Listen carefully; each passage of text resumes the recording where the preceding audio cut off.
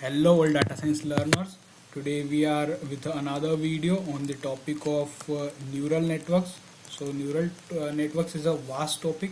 In this basically neural networks are created.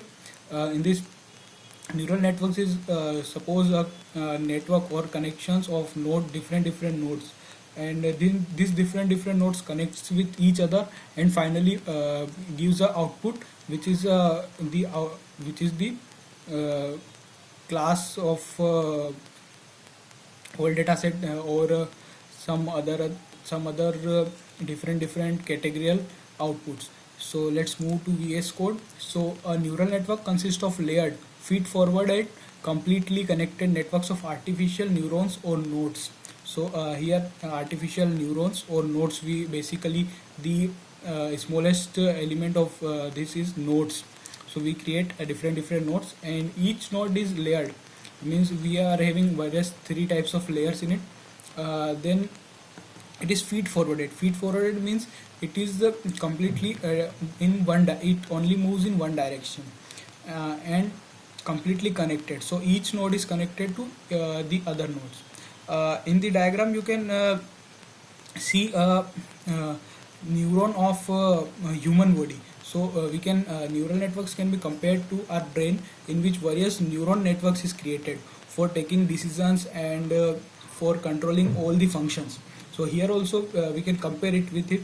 So a neuron from human brain uses dendrites to gather inputs from other neurons, and it combines the input information, and when a particular threshold value is reached, then it sends it to other neurons using axon, and then further neurons are connected with this node, and then another dendrite is connected, and connection goes on.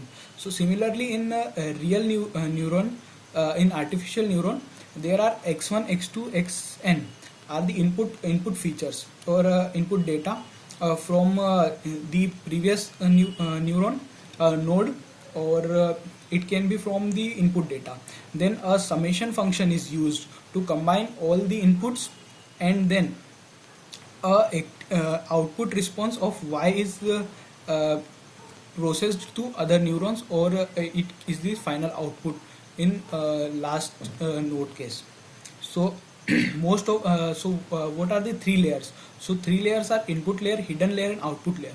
So input layer is basically the main data which we are feeding, or which a computer is using through various resources. And then comes a hidden layer, which is totally hidden. It is the internal processing of a system. And then comes the output layer, which is the final output of our model. So in the training process, we are having two types.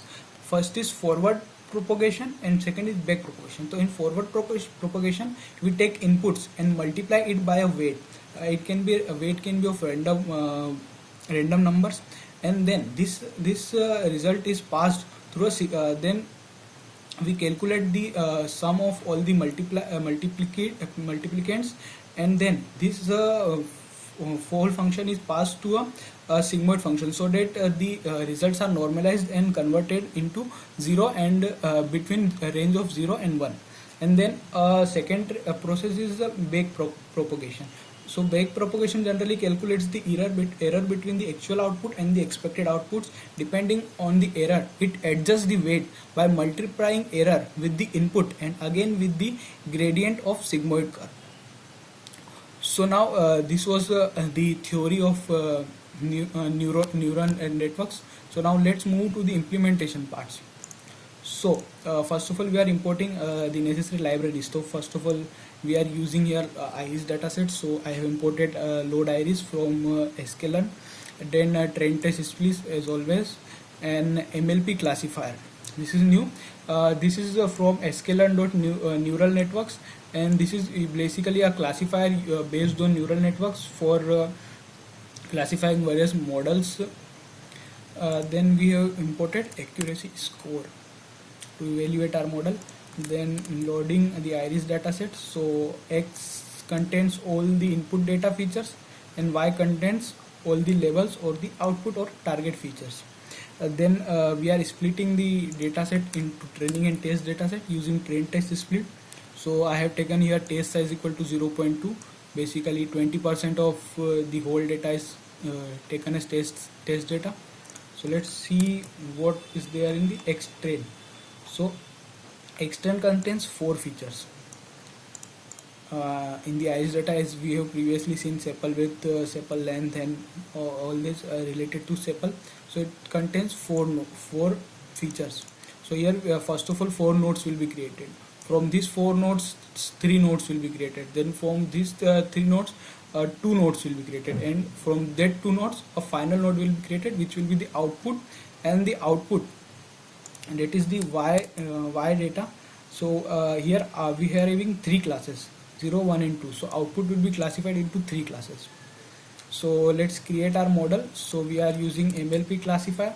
In MLP classifier the main is hidden layer size. So what is the size, what is the number of nodes we need to include in our hidden layer? So we are including 10 layers, and maximum iteration for each data is 1000, and random state is do. So what are the parameters? Hidden layer, array like shape, and the ith element represents the number of neurons in the ith hidden layer. So this is all those parameters are there for different cases.